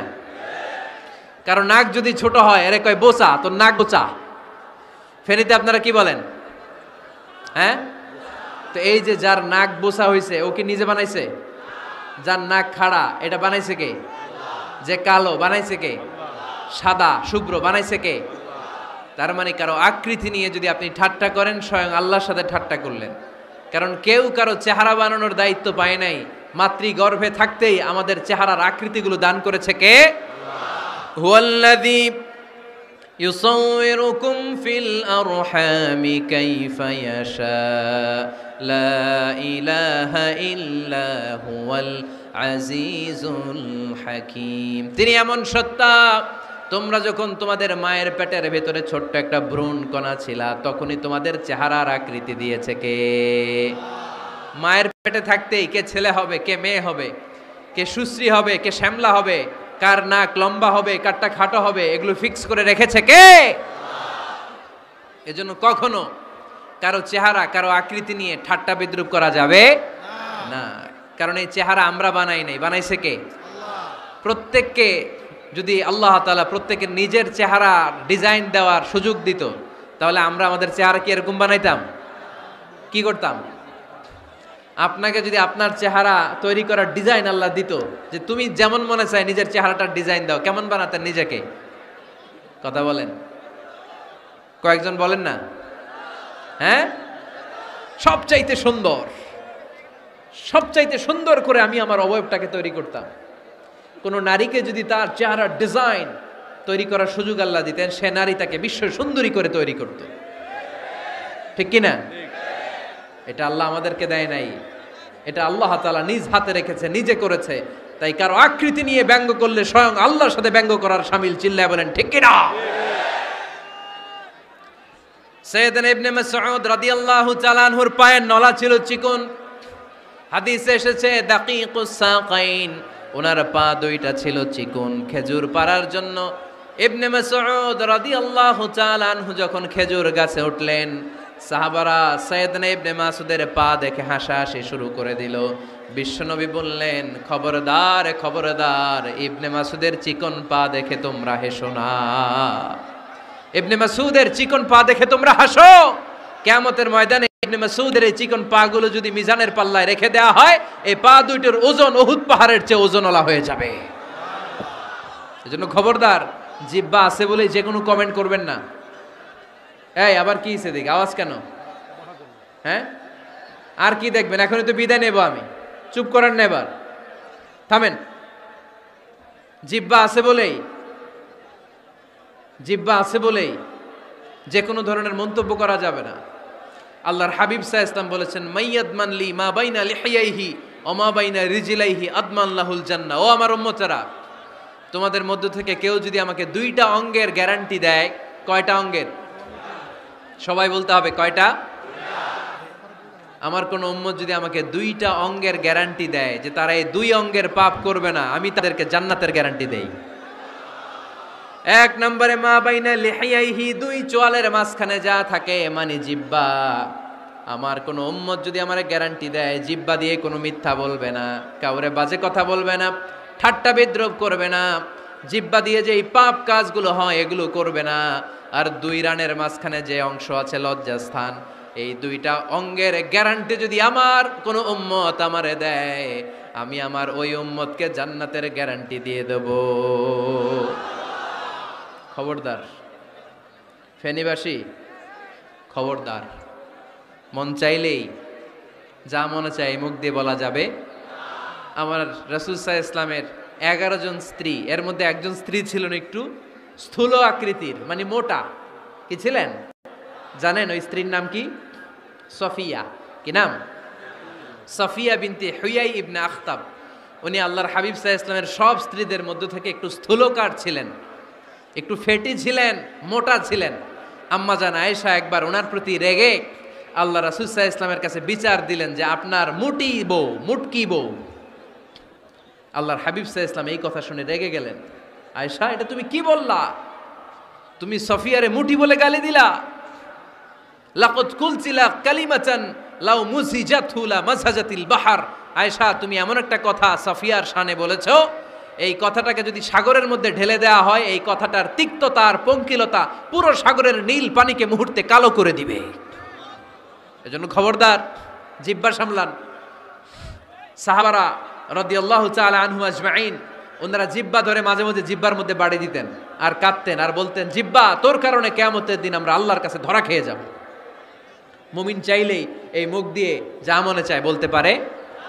তাহলে 4 নাম্বার গাইডলাইন হচ্ছে লা ইয়াসখার কওমুন মিন কওম, কোন বিশ্বাসী বান্দা কখনো অন্য বিশ্বাসী বান্দাকে ঠাট্টা বিদ্রূপ করতে পারবে না। 5 নম্বরে আল্লাহ বললেন, ওয়ালা তালমিজু আনফুসাকুম, খবরদার অন্যের দোষ খুঁজবা না। ও আমার বিশ্বাসী বান্দারা, নিজের দোষ খোঁজো, অন্যের দোষ খোঁজো না। দেখেন, সমাজটারে শান্তিপূর্ণ বানানোর জন্য আল্লাহর পক্ষ থেকে কি সুন্দর মোরাল এন্ড এথিক্যাল ইনস্ট্রাকশনস, কি চমৎকার গাইডলাইন। অন্যকে ঠাট্টা করো না। ওয়ালা তালমিজু আনফুসাকুম, নেভার ডিফেম ইচ আদার, একে অপরের দোষ খোঁজো না, নিজের দোষ খোঁজো। কার দোষ খুঁজবেন? আরো জোরে বলতে হবে, কার দোষ খুঁজবেন? অন্যের দোষ খোঁজা যাবে? কিছু লোক আছে দেখবেন সারা দিন চায়ের দোকানে বসে, এই বাড়িতে এই সমস্যা, ওই বাড়িতে এই সমস্যা, ওই বাড়িতে এই সমস্যা, তোর বাড়িতে কি সমস্যা? কিছু লোক আছে এই হুজুরের এইটা খারাপ, এই হুজুরের ওইটা ভালো না, এইটা খারাপ, এইটা সমস্যা, এটা সমস্যা, তোর কি সমস্যা? তোর সমস্যা তুই খুঁজে বের কর, নিজের সমস্যা খুঁজে বের কর। যে নিজে নিজের সমালোচনা করতে পারে সেই সর্বাপেক্ষা বুদ্ধিমান। এজন্য খবরদার আমার কলিজার টুকরা যুবক ভাইয়েরা, কখনো কখনো কাউকে ব্যঙ্গ করে, বিদ্রূপ করে, ছোট করে কোনো মন্তব্য করা যাবে না। কখনো অন্যের দোষ খোঁজা যাবে না। দোষ আমরা খুঁজবো, নিজের দোষ, ঠিক কিনা? দোষ আমরা খুঁজবো, কার দোষ? চিল্লায় বলতে হবে, কার দোষ? নিজের দোষ খুঁজতে হবে। যারা নিচু মনের মানুষ, এরা মানুষের দোষ নিয়ে কথা বলে। Small people talk about people, average people talk about things and stories, and great people talk about ideas. যারা নিচু মনের মানুষ, এরা মানুষের দোষ নিয়ে কথা বলে। যারা মাঝারি ধরনের মানুষ, এরা এলাকার ঘটনা বিভিন্ন বিষয় নিয়ে কথা বলে। আর যারা বড় মনের মানুষ, এরা আইডিয়া নিয়ে কথা বলে। তারা তাদের আইডিয়াকে কাজে লাগিয়ে সমাজটারে পাল্টে দিতে চায়। যুগ জামানা পাল্টে দিতে চাই না অনেকজন, এক মানুষই আনতে পারে জাতির জাগরণ। এক মানুষই বিপদকালে বাঁচায় কাফেলায়, ক্ষুদ্র ডিঙ্গি বাঁচায় জাহাজ অসীম দরিয়ায়। এজন্য নিজেকে শুধরাতে হবে। ওয়ালা তালমিজু আনফুসাকুম, অন্যের দোষ খোঁজো না, নিজের দোষ খোঁজো। তাহলে ফেনীবাসীরা, এই হোক আমাদের স্লোগান, আমরা নিজেদের দোষ খুঁজবো বেশি, অন্য কারো দোষ কখনো খুঁজবো না। আপনি নিজে ঠিক হয়ে যান, দুনিয়া এমনি ঠিক হয়ে যাবে। নিজে ঠিক তো দুনিয়া ঠিক। নিজেকে শুধরান। অন্যের দোষ দেখে তো আমার লাভ নাই। ও কি করছে এটা ও জবাব দিবে, আমি কি করেছি আল্লাহর সুপ্রিম কোর্টের কাঠগড়ায় সেদিন আমাকে জবাব দিতে হবে। চিল্লায় বলো ঠিক কিনা? এজন্য অন্যের দোষ যেন আমরা না খুঁজি, নিজেকে যেন পরিবর্তন করি। পরিবর্তন করতে রাজি আছি তো সবাই? পরিবর্তনের অগ্রনায়ক হতে রাজি আছি তো সবাই? সিদ্ধান্ত নিতে হবে, শক্ত সিদ্ধান্ত। দাঁড়াতে হবে, সৈনিকের মতো দাঁড়াতে হবে, ঠিক কিনা? আধারে ভয় পেও না, আলো আছে আড়ালে, অন্ধকার পালিয়ে যাবে তুমি উঠে দাঁড়ালে। নিজেকে দাঁড়াতে হবে, নিজের সাথে নিজের শক্ত বোঝাপড়া করতে হবে। অন্যের দোষ খোঁজার সময় আমাদের নাই। চিল্লায় বলো ঠিক কিনা? দোষ খোঁজা যাবে না, নিজের দোষ নিজের আমরা খুঁজবো। বসেন বসেন। কে ঢুকছে এখানে? হ্যাঁ, কারেন্টে শক করছে। সাপ, সাপ আওয়াজ শুনতে আসে।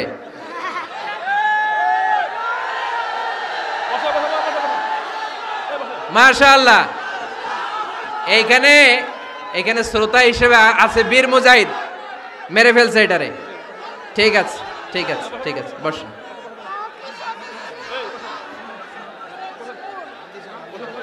এখনো কথা বাকি, বসেন।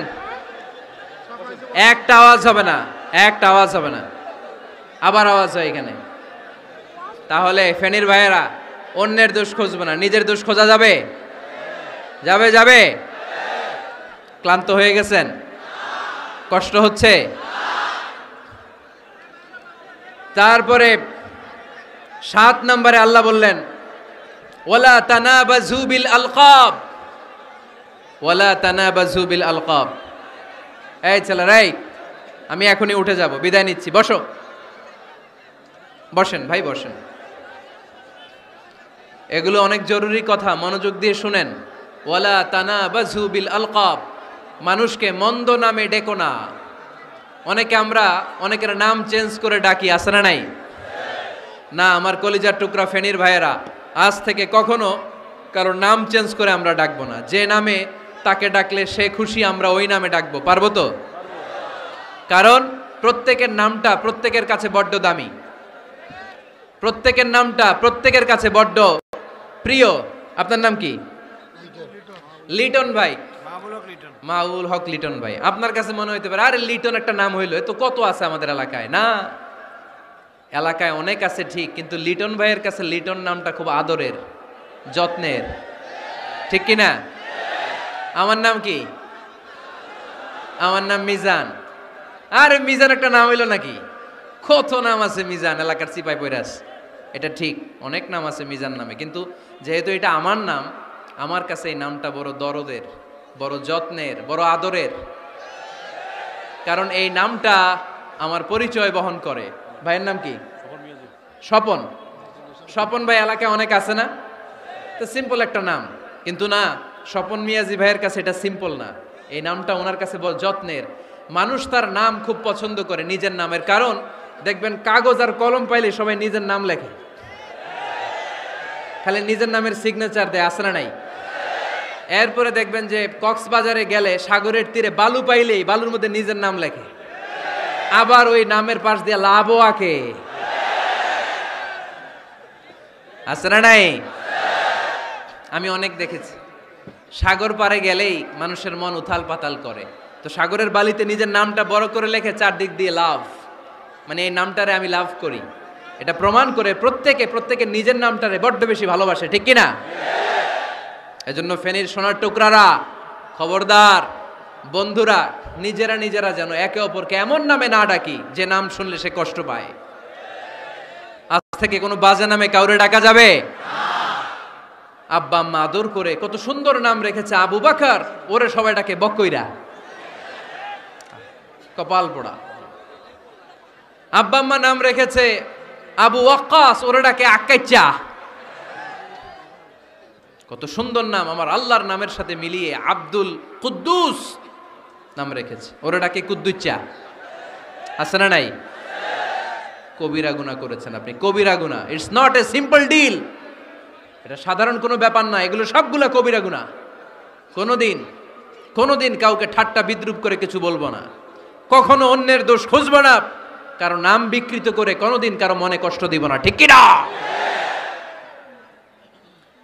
এরপরে 8 নম্বরে আল্লাহ বললেন, ইয়া আইয়ুহাল্লাযীনা আমানু ইজতানিবু কাসীরাম মিনায-যন্নি ইন্না বা'দায-যন্নি ইসম। অবিশ্বাসীরা খবরদার, অনুমান আন্দাজ নির্ভর কোনো কথা বলবে না, যেটা বলবে নিশ্চিত হয়ে বলবে। কার কথা? অনুমান নির্ভর কোনো কথা, আন্দাজ নির্ভর কোনো কথা কোনো মুমিন বলতে পারে?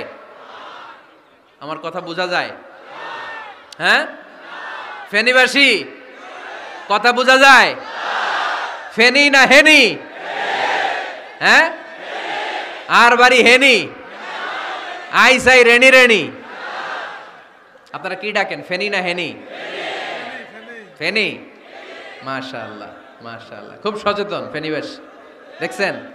দেখছেন আপনাদের জেলা নিয়ে কিছু বললে খারাপ লাগে না? লাগে। তো নোয়াখালী করে গালি দিয়েন না, চিটাঙ্গারে গালি দিয়েন না, কুমিল্লাবাসীদেরকে গালি দিয়েন না। আমার 64 জেলায় সুজলা সুফলা শস্য শ্যামলা, ঠিক কিনা? 64 জেলা নিয়ে আমার এই বাংলাদেশ, প্রত্যেক জেলায় আমাদের সৌন্দর্য আছে না নাই? এক এক জেলার ভাষার সাথে আরেক জেলার ভাষার কোনো মিল। সিলেটে ছিল আমার গতকাল মাহফিল, তা আমি জিজ্ঞেস করছি, ভাই সাহেব খিতা খররা, আপনারা বালা আসুননি? তো মহা খুশি, কারণ ওদের ভাষায় কথা বলেছি, ওরা ওদের ভাষাটারে বড্ড ভালোবাসে। আমরা প্রত্যেকে আমাদের প্রত্যেকের জেলাটারে বড্ড পছন্দ করি, ঠিক কিনা? ইজতানিবু কাসীরাম মিনায-যন, আন্দাজ অনুমান নির্ভর কথা মুমিন কখনো বলতে পারে? এজন্য আল্লাহর হাবিব বললেন, ইয়াকুম ওয়ায-যন ফাইন্নায-যন্না কাযাবুল হাদিস। খবরদার, তোমাদের উচিত আন্দাজ অনুমান নির্ভর কথা থেকে বেঁচে থাকা, কেননা অনুমান করে কথা বললে পাপ হয়। অনুমান করে কথা বললে কি হয়? আজকে থেকে আমার ফেনীর সোনার টুকরারা, অনুমান করে আন্দাজে কোনো কথা বলবো আমরা? বলবো না।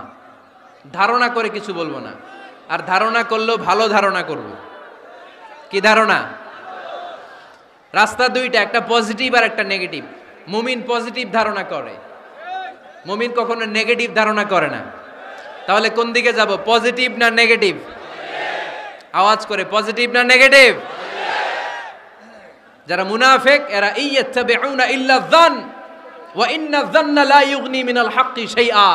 যারা মুনাফিক এরা আন্দাজ অনুমান নির্ভর মানুষের ব্যাপারে কথা বলে, আর আন্দাজ অনুমান কখনো সত্যের বিকল্প হতে পারে না। আন্দাজ অনুমান কখনো সত্যের বিকল্প হতে পারে? এজন্য দৃষ্টিভঙ্গি বদলান, জীবনকে বদলায় দিবে কে? আমরা কখনো কোনো নেগেটিভ কথা বলবো না, অলওয়েজ পজিটিভ। অলওয়েজ কি? এই যে আমার হাতে কি দেখা যায়? পানির বোতল, তাই না? এখানে অর্ধেক পানি ভরাস। কাউকে যদি প্রশ্ন করি, ভাই কি দেখতে পাচ্ছেন, একদল বলবে এখানে অর্ধেক বোতল খালি দেখা যায়, উত্তরটা সঠিক। আসলে বোতলের অর্ধেক খালি। আবার এদিকে আরেকজনকে বললাম, ভাই এখানে কি দেখা যায়? বলবে, হুজুর বোতলের অর্ধেক পানি ভরা। এটাও সঠিক উত্তর। প্রথমটা ছিল নেগেটিভ উত্তর, দ্বিতীয়টা পজিটিভ উত্তর, ঠিক না? যারা সবসময় নেগেটিভ চিন্তা করে এরা খালি জায়গাটা দেখছে যে পানি নাই, আর যারা সবসময় পজিটিভ চিন্তা করে এরা পানি যে ভর্তি অর্ধেক ওইটা দেখছে। আমরা নেগেটিভের দিকে যাব না, মুসলমান থাকবে সব সময় always positive, come back positive, not go back negative. চিল্লায় বলতে হবে, ঠিক কি না? কখনো আন্দাজ অনুমান নির্ভর আমরা কিছু বলবো না। 9 নাম্বার, একেবারে শেষের দিকে চলে আসছে। 9 নাম্বার আল্লাহ বললেন, খবরদার, ওয়ালা তাজাসসু, গোয়েন্দাগিরি করো না। গোয়েন্দাগিরি করা হারাম। গভর্নমেন্ট যে গোয়েন্দা বিভাগ রেখেছে এটা না, এটা দেশের আইন শৃঙ্খলা বজায় রাখার জন্য এটা জরুরি। আল্লাহর হাবিব সাল্লাল্লাহু আলাইহি ওয়াসাল্লামেরও নিজস্ব গোয়েন্দা ছিল, কিন্তু আমরা যে নিজেরা গোয়েন্দাগিরি করি এটারে হারাম ঘোষণা করেছে কে? অনেকে আছে দেখবেন জানলা একটা খোলা থাকলে উকি মারে। আলহামদুলিল্লাহ ফেনীতে এগুলা নাই।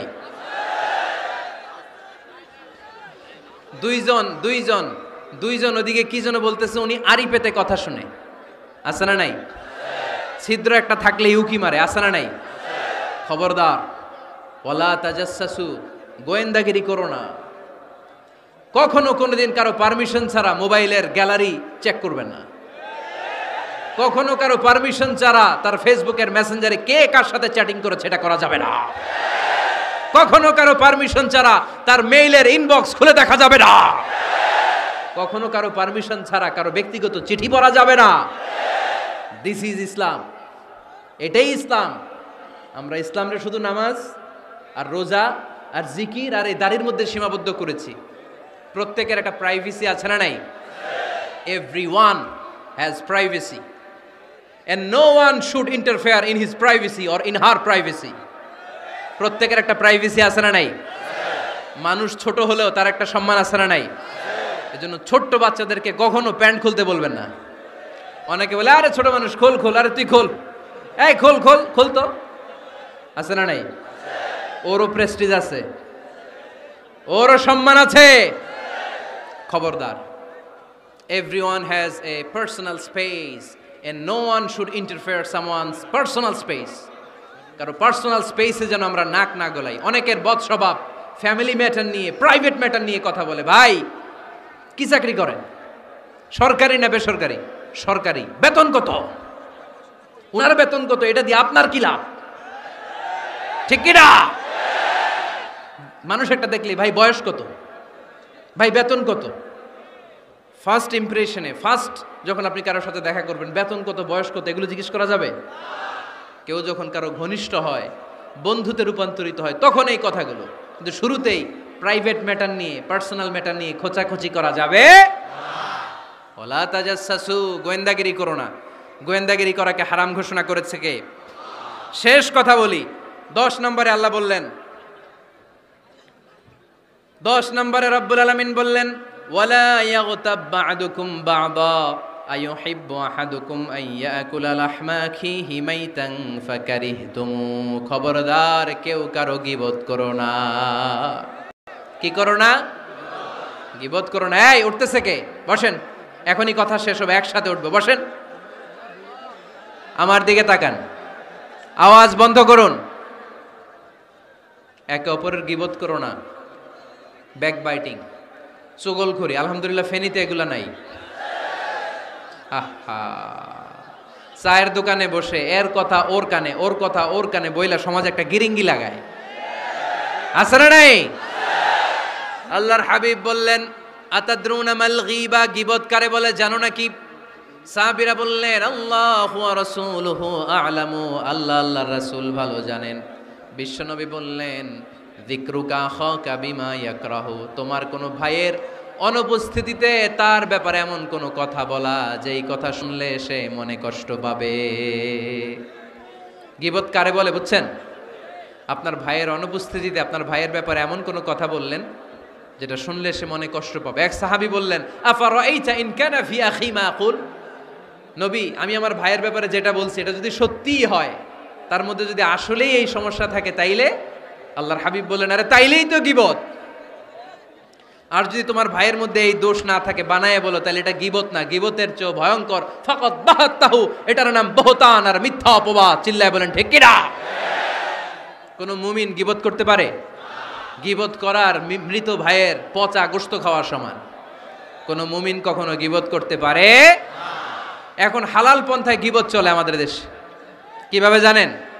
কথা শুরু করে এইভাবে, কথা বললে তো গীবত হয়ে যায়, বললে তো গীবত হয়ে যায়, তারপরেও বলি একটু, আছে না নাই? হালাল পন্থায় গীবত কি কমু ভাইজান, বললে তো গীবত হয়ে যায়। হালাল করতেছে এটা, হালাল হালাল হালাল না, বললে যদি গীবত হয়ে যায় তো বলবেন কেন? থামেন। কোন মুমিন কখনো গীবত করতে পারে? মেরাজের রাতে আল্লাহর হাবিব সাল্লাল্লাহু আলাইহি ওয়াসাল্লাম দেখলেন কিছু লোক লাহুম আযফারুন মিন নুহাস, তামার আগুন দিয়ে নখ বানানো, নখর ধারালো, ইয়াখদাশুনা বিহি উজুহাহুম ওয়া সুদুরাহুম, তারা তাদের নখ দিয়ে জাহান্নামে নিজের গালের গোশতগুলো, বুকের গোশতগুলো ছিঁড়ে ছিঁড়ে খাচ্ছে, আর তাদের ব্যথা যন্ত্রণা দেখে পুরো জাহান্নামের অন্য লোকরা থারথার করে কাঁপছে। আল্লাহর হাবিব বললেন, ইয়া জিবরিল মানহুম মান হাউলা, এরা কারা? সাইয়েদনা জিবরিল বললেন, হুম আহলুল গীবাতি মিন উম্মাতিক, এরা আপনার উম্মতের মধ্যে চায়ের দোকানে বসে বসে যারা গীবত করেছিল তারা। এজন্য কোন মুমিন গীবত করতে পারবে না। অন্যের গীবত আমরা করব না, দোষ খুঁজলে নিজের দোষ খুঁজবো। এই 10টা গাইডলাইন এই ফেনী জেলায় যদি কালকে থেকে ইমপ্লিমেন্ট হয়, আপনাদের কি মনে হয় ফেনীর কোনো এলাকাতে, কোনো থানাতে মারামারি, বিশৃঙ্খলা এগুলো থাকবে? থাকবে? সব শেষে আল্লাহ তাআলা আমাদেরকে ঐক্যবদ্ধ হওয়ার কথা বললেন। আল্লাহ 5 বার বিশ্বাসীদেরকে ডাক দিলেন, 6ষ্ঠবারে আল্লাহ দুনিয়ার সবাইরে ডাক দিলেন, আস্তিক নাস্তিক হিন্দু বৌদ্ধ এদেরকে ডেকে আল্লাহ শেষ করলেন। শেষ কথা শুনতে মনে চায়? এতক্ষণ আল্লাহ বলছে ইয়া আইয়ুহাল্লাযীনা আমানু, এর মানে কি? ওহে ঈমানদারগণ। এবার আল্লাহ ডাক দিছে ইয়া আইয়ুহান নাস। এবার আল্লাহ কি বলে ডাক দিছে? আওয়াজ করে বলতে হবে, কি বলে? এবার আল্লাহ বললেন, ইয়া আইয়ুহান নাস ইন্না খালাকনাকুম মিন যাকারিন ওয়া উনসা ওয়া জাআলনাকুম শুউবান ওয়া ক্বাবাইলা লিতাআরাফু ইন্না আকরামাকুম ইনদাল্লাহি আতকাকুম। পড়েন সুবহানাল্লাহ। আল্লাহ ডেকে বললেন, ইন্না খালাকনাকুম মিন যাকারিন ওয়া উনসা, ও বিশ্বাসীরা, এটা বলে ডাকে নাই, ও মানব সকল, নিশ্চয় আমি তোমাদেরকে এক নারী আর এক পুরুষ থেকে তৈরি করেছি। ওই পুরুষের নাম কি? ফেনীবাসী আওয়াজ করে বলেন, আদম আলাইহিস সালাম। আর ওই নারীটার নাম কি? এই দুইজন থেকে গোটা পৃথিবী। তার মানে আসলে আমরা সব এক। আসলে কি? সব এক। নাস্তিকও আমার ভাই, হিন্দুও আমার ভাই, বৌদ্ধ খ্রিস্টানটাও আমার ভাই। ভ্রাতৃত্ব 3 ধরনের। একটা হচ্ছে মায়ের পেটের ভাই, এটাকে আরবিতে বলে আল উখুয়া আন নাসাবিয়্যা, মায়ের পেটের ভাই, উনি আমার মায়ের পেটের ভাই। আরেকটা আছে আল উখুয়া দ্বীনিয়া, দ্বীনি ভাই। এই যে আমরা সবাই এখানে একে অপরের কি ভাই? দ্বীনি ভাই। 3 নম্বরে হচ্ছে আল উখুয়া আল ইনসানিয়া, মানবতার দিক থেকে ভাই। সে দৃষ্টিকোণ থেকে হিন্দু আমার ভাই, বৌদ্ধ আমার ভাই, কারণ সেও মানুষ আমিও মানুষ। আমাদের সবার বাবার নাম কি? কথা কয় না? আদম আলাইহিস সালাম। সবার মায়ের নাম কি? দেখছেন, আমরা সবাই এক, সবাই এক। বিভেদের প্রাচীর আর বৃত্ত আমরা বানিয়েছি। ইসলাম ধর্ম, বর্ণ, জাতীয়তাবাদ এগুলোর বাইরে যে এক বিশাল ব্রড মাইন্ডেড রিলিজিয়ন, যেখানে আলাদা আলাদা বৃত্ত টানে নাই। আমরা ধর্ম, বর্ণ, ভাষা, জাতীয়তা এগুলোকে সামনে এনে আলাদা আলাদা পরিচয়ের বৃত্ত বানিয়েছি। আমরা বানিয়েছি শ্বেতাঙ্গ আর কৃষ্ণাঙ্গের পার্থক্য। আমরা করেছি আরব অনারবের বিভাজন। আমরা করেছি ব্রাহ্মণ আর শূদ্রের জাত প্রথা। ইসলামে কোনো জাত প্রথা নাই, শ্বেতাঙ্গ কৃষ্ণাঙ্গের পার্থক্য নাই, প্রেসিডেন্ট কুলিওয়ালা ঠেলাওয়ালার কোনো পার্থক্য আল্লাহর সামনে নাই। চিল্লায় বলো ঠিক কিনা? যার প্রমাণ, প্রেসিডেন্ট যখন নামাজে দাঁড়ায় তার পাশে রিকশাওয়ালাও নামাজে দাঁড়ায়। তার পাশে শিক্ষকও নামাজে দাঁড়ায়, তার পাশে ব্যবসায়ী ভাই নামাজে দাঁড়ায়, তার পাশে ছোট্ট ছেলেটাও নামাজে দাঁড়ায়। আল্লাহর সামনে গোটা সব বিশ্বের মানুষগুলোরে এক কাতারে দাঁড় করিয়ে দিয়েছে কে? কোনো পার্থক্য নাই। এই পার্থক্য বিভেদের প্রাচীর আমরা ভেঙেছি, এই বিভেদের প্রাচীরকে ভেঙে গুড়িয়ে দিতে হবে। আমরা মানুষকে মানুষ হিসেবে কনসিডার করি না, দেখলেই বলি কোন দল করেন, দেখলেই বলি কোন পীরের মুরিদ, দেখলেই বলি কোন দল করেন। না না, সবার আগে পরিচয় হচ্ছে আমরা সবাই মানুষ। বাবার নাম আদম, মায়ের নাম হাওয়া। আর আমাদের মধ্যে সবচেয়ে বড় পরিচয় হচ্ছে আমরা মুসলিম। এখানে আমি মুসলিম ছাড়া আর কাউকে দেখতে পাচ্ছি না, সব মুসলিম।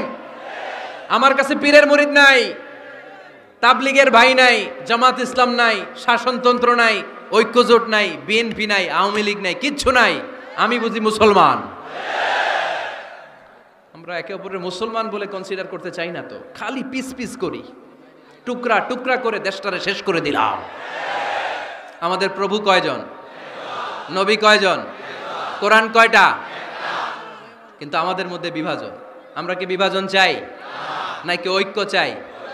আমাদের প্রভু এক, এক নবীর উম্মত, জীবন বিধানে কই শিবানী কোরআন। তবে কেন এক নও হে মুসলমান, এক হও করিয়া আহ্বান। পড়েন আমিন। বাইতুল্লাহ এক, মদিনা শরীফ এক, উহুদ পাহাড় এক, বদরের মাঠ এক। ঠিক কি না? একটা তো জীবন আর মরণ যে একটাই, একের সাথে মিলে মিশে একটাই প্রাণ। তবে কেন এক নও হে